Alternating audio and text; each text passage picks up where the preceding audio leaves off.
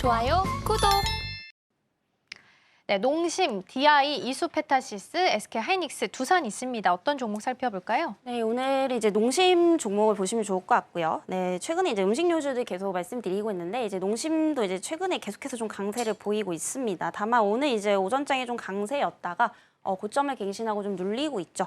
만약에 신규 관점에서 접근을 하신다면은 조금 더 눌렸을 때 뭐 충분히 접근 가능하지 않을까 이렇게 보고 있습니다. 지금 이제 음식료 업종이 단순히 뭐 테마를 탄 게 아니고 구조적인 성장을 좀 이루고 있기 때문에 당연히 주가도 좀 중장기적으로 좀 보셔야 되지 않나 이렇게 좀 판단이 되고 있고요.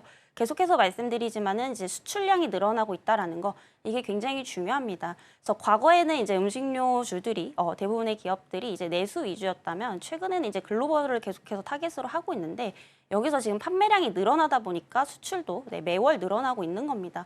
결국에 이제 수출량이 늘어나고 있다라는 거, 실적도 좋아질 수밖에 없다라는 거죠. 그래서 최근에 이제 1분기 실적도 굉장히 좋았지만은 뭐 이런 분위기를 좀 이어가게 되면은 뭐 2분기, 3분기 실적도 충분히 좀 기대를 해볼 수 있지 않을까라고 좀 보여지고 있고요.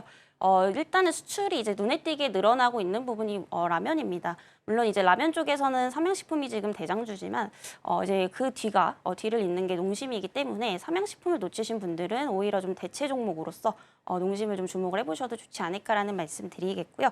오늘 이제 고점을 좀 갱신했기 때문에 당분간은 좀 조정이 나올 수 있습니다. 그래서 만약에 신규 관점에서 접근을 하신다면은 55만 원대 이하에서 조금 분할 매수 관점으로 좀 보시면 좋지 않을까 이렇게 좀 정리를 드려보도록 하겠습니다. 네, 전문가님, 농심 같은 경우에 어제 기사 보면 신규 시설 투자하겠다 이런 시설 공시가 좀 있었거든요. 울산에 짓는다고 하는데 그러면 일단은 이렇게 신규 시설을 짓는다라는 건 긍정적인 뉴스로 봐야겠죠. 생산량이 늘어난다라고 판단할 수 있는 거죠. 우선은 이제 당연히 이제 캐파가 커지는 건 좋습니다. 물론 여기서 이제 캐파가 늘어난 만큼 그만큼 이제 판매량도 좀 따라와야겠지만 사실상 지금 이제 생산이 이제 계속해서 좀 생산량이 많아지고 있다라는 거거든요. 그렇기 때문에 이제 신규 분류센터도 좀 건립을 하겠다 이런 소식도 오늘 좀 나오고 있는 상황인데 결국에 이제 캐파가 늘어난다는 거 그만큼 이제 생산량을 많이 늘리겠다라는 겁니다. 물론 이제 시설에 대한 어떠한 투자가 좀 들어갔기 때문에 일시적으로 뭐 이런 일회성 비용은 좀 나올 수 있겠다라고 좀 보여지고 있지만 중장기적 관점에서 봤을 때 지금과 같은 뭔가 판매량과 수출량이 좀 이어지게 된다면은 오히려 이제 캐파적인 측면에서는 굉장히 좀 긍정적으로 볼 수 있지 않을까라고 좀 보여지고 있고요. 뭐 이런 소식들 때문에 오늘 이제 10%대 또 이상 급등이 나왔었죠. 그래서 지금 이제 주가에서도 말해주듯이 당연히 전 좀 호재라고 보고 있습니다. 다만 이제 너무 많이 올랐다라는 점에서 항상 이제 좀 리스크 관리 주의를 하실 필요가 있겠고요. 항상 이제 좀 더 내려왔을 때 분할 매수 관점에서 좀 접근을 해보시면 좋을 것 같습니다. 네, 많이 올랐다라는 부분은 부정할 수 없을 것 같고요. 우리 이슬이 전문가가 늘 말씀드리는 것처럼 저점 좀 눌려 있을 때 분할적인 관점으로 접근해 보시면 좋을 것 같습니다. 계속해서 이번에는 코스닥 시장도 확인해 보도록 하겠습니다. 네, 중앙 첨단 소재, 에이징랜드, YC, DIT, 재룡산업 있습니다. 어떤 종목 살펴볼까요? 네, 재룡 산업 보시면 좋을 것 같고요. 최근에 이제 전력 설비 관련주들도 좀 관심을 계속해서 가지셔야 됩니다. 그래서 뭐 AI로 관련해서 사실상 수혜를 가장 직접적으로 보는 게 이제 하드웨어 쪽이라고 좀 보시면 되는데 그로 인해서 파생될 수 있는 이제 파생되면서 수혜를 볼 수 있는 업종도 굉장히 많습니다.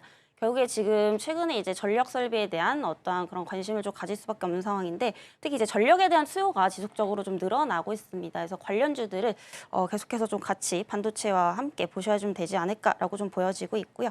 어쨌든 지금 뭐 AI 산업이 발전을 하게 되면서 이런 전력 수요는 좀 기하급수적으로 좀 늘어나고 있습니다. 지금 오히려 계속해서 좀 부족한 상황이다라고 좀 보시면 될 것 같고요. 이에 따라서 오늘 이제 또 기사가 하나 나왔는데 이제 여당에서 전력망 특별법까지 개시를 할 것으로 좀 보이고 있죠. 결국에 이제 전력망 설비를 계속해서 좀 늘리겠다라는 겁니다. 그래서 이런 부분들이 당연히 이제 주가상의 긍정적인 요소로 좀 작용을 할 수밖에 없을 것 같고요. 이에 따라서 이제 최근에 이제 전력 산업들이 이제 관련주들이 좀 상승이 나오고 있는 상황입니다. 그래서 최근에 이제 재생에너지들도 좀 뜨고 있는데 사실 이제 이제 전력 수요가 늘어나는 거에 비해서 재생에너지로만 좀 공급하는 것은 좀 한계가 있다라고 좀 보여지고 있고요. 결국에 이제 막대한 양의 전력을 공급할 수 있는 건 실질적으로 좀 원자력밖에 없다라고 좀 보고 있기 때문에 관련주들 계속해서 이런 분위기 좀 이어갈 가능성이 상당히 높다라고 좀 보고 있습니다. 아직까지 뭐 재룡산업 같은 경우에 실적이 이렇게 잘 나오고 있는 것은 아니지만은 최근에 이렇게 전력 설비에 대한 수요가 계속해서 늘어나게 된다라고 하면은 향후에 이제 뭐 실적 개선까지는 또 이제 시간 문제지 않을까 이렇게 좀 보고 있고요. 다만 이 종목도 좀 단기간에 많이 올랐다라는 점에서 그래서 우선은 관심 종목으로 두고 보시다가 추후에 한 7,500원 이하대로 좀 내려온다면 그때부터 좀 분할 관점에서 접근을 해보시면 좋겠다라는 말씀 드려보도록 하겠습니다. 좋아요, 구독!